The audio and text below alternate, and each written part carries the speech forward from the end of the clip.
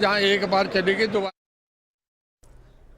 सिरसा से एक और बड़ी खबर आपको बता दें। पूर्व सांसद सुनीता दुग्गल का बयान सामने आया। इंडिया न्यूज से खास बातचीत में सुनीता दुग्गल ने बयान दिया और कहा, पार्टी ने आदेश दिया तो चुनाव जरूर लड़ूंगी। हरियाणा में कांग्रेस का कोई वजूद नहीं है। जेजेपी के लगातार विकेट गिर रहे हैं।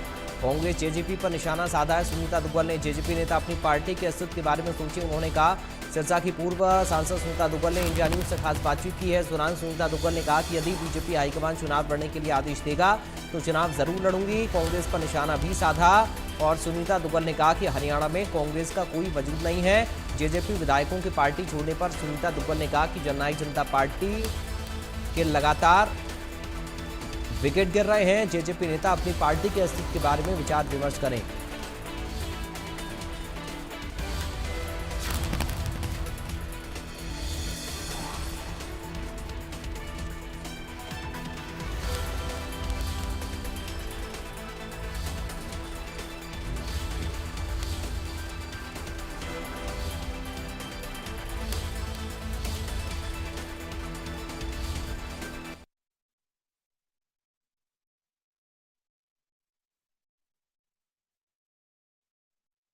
चुनाव का बिगुल बज चुका है। 1 अक्टूबर को वोटिंग होगी और 4 अक्टूबर को काउंटिंग होगी। चुनाव को लेकर सभी राजनीतिक पार्टियों ने कमर कस ली है और पूरे जोर शोर से प्रचार और प्रसार में जुट गई है। बीजेपी की क्या कुछ रणनीति रहने वाली है, सिरसा की पूर्व सांसद सुनीता दुग्गल तमाम मुद्दों को लेकर हमारे साथ आज जुड़ी हुई हैं। इनसे बातचीत करें। मैम, पूरी तरह से लोकसभा चुनाव अभी संपन्न ही हुआ है। हालांकि सिरसा सीट कांग्रेस के खाते में आई है। आप लोगों ने काफ़ी प्रयास भी किया कि कमल का फूल खिल पाए, लेकिन नहीं खिल पाया।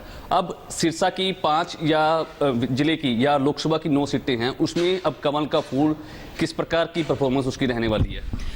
देखिए, ऐसा है कि लोकसभा के अंदर जो भी नतीजे रहे, हालांकि 5 सीटें हमने जीती हैं, लेकिन जो 5 सीटें हम नहीं जीत पाए हैं उसके बारे में पूरा विस्तार के साथ जो है वो शीर्ष नेतृत्व ने समीक्षा की है, उसकी विश्लेषण किया है और उसमें हमने जहां कहीं पर भी हमें सुधार की गुंजाइश नजर आई तो वो सुधार किए हैं।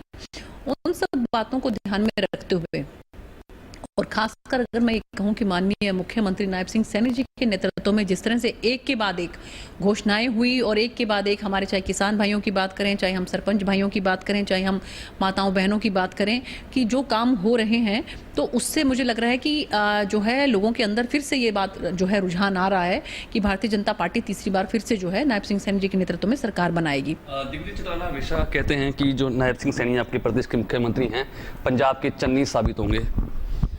देखिए, उनके बारे में क्या बताऊं आपको मैं, जिस तरह से एक के बाद एक जो है उनके सभी विधायक जो हैं वो छोड़ के पार्टी को जा रहे हैं, तो आज की तारीख में उनके पास क्या बचा है? ऐसे उसमें इतनी बड़ी बड़ी बातें कहना या कि किसी इतने अच्छे जो है नेता के बारे में, इतने अच्छे मुख्यमंत्री के बारे में इस तरह के शब्द का इस्तेमाल करना, मुझे लगता है कि हमें पहले अपनी गिरेबान में झांक कर देखना चाहिए, उसके बाद ही हमें कोई टिप्पणी करनी चाहिए किसी और के बारे में।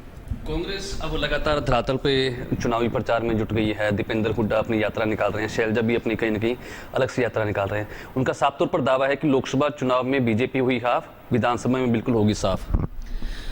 कांग्रेस पार्टी के बारे में आपको सबको मालूम ही है कि जिस तरह से उनके अलग अलग ग्रुप बने हुए हैं, उनका आपस में ही कोई तालमेल नहीं है, कोई सामंजस्य नहीं है। जहां पर भी वो लोग, पहली बात तो इकट्ठे होते नहीं हैं, अगर कहीं होते भी हैं तो सिर्फ टोवल जो है वहां पर सबको स्पष्ट रूप से नजर आता है। तो ऐसे उसमें आम जनमानस इस बात को भली भांति जानता है कि कांग्रेस पार्टी जो है केवल सत्ता को पाने के लिए जो है वो बार बार इस तरह की बात कर रही है। पिछले काफी समय से देख रहा हूं कि राज्यसभा चुनाव को लेकर लगातार पेच फंसा हुआ है। हालांकि कौन कैंडिडेट होगा, कैसी स्थिति रहेगी, वो तो आने वाले दिनों में तस्वीर साफ हो जाएगी। लगता नहीं कि विनेश फोगाट को कांग्रेस भी सपोर्ट कर रही है, उनको राज्यसभा मेंबर बनाने की जो है वो आगे उसको प्रबल दावेदार बनाया जा रहा है। तो पेच कहाँ फंसा हुआ है?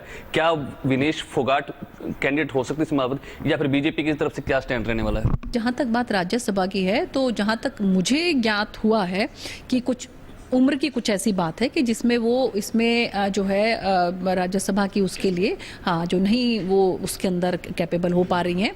तो मुझे लगता है कि ऐसे उसमें जो भी निर्णय हमारा संगठन लेगा, शीर्ष नेतृत्व लेगा, जिस किसी को भी कैंडिडेट वो बनाएगा, तो वो आने वाले समय में, बहुत ज़्यादा समय नहीं है, 21 लास्ट डेट है, बहुत जल्द जो है पता लग जाएगा। आज रक्षा का बंधन का त्यौहार है, काफ़ी लोगों को आपने भाई के तौर पर राखी बांधी। उन भाइयों की इच्छा है कि उनकी बहन सुनीता दुग्गल एक बार फिर से चुनावी मैदान में आए। जिस तरह रतिया में आपने पूरी तरह से बीजेपी का परचम लहराया था, हालांकि जीत नहीं पाई थी, उससे बढ़कर आप परफॉर्मेंस करें और चुनाव लड़ें, क्या इच्छा आपकी? जहाँ तक बात चुनाव लड़ने का है, तो देखिए कि चुनाव, अगर आप राजनीति में आते हैं तो चुनाव तो लड़ना देखिए हर कोई चाहता है, और लेकिन क्योंकि अब एक पार्टी के डिसिप्लिन सिपाही होते हैं, तो उसमें नेतृत्व जो निर्णय लेता है आप उसको सर माथे पे रखते हैं, क्योंकि नेतृत्व बहुत कुछ चीज़ों को सोचकर निर्णय करता है।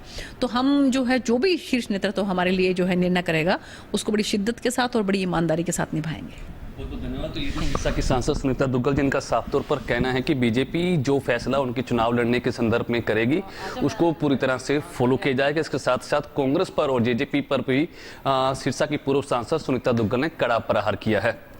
सिरसा से विजय कुमार, इंडिया न्यूज़।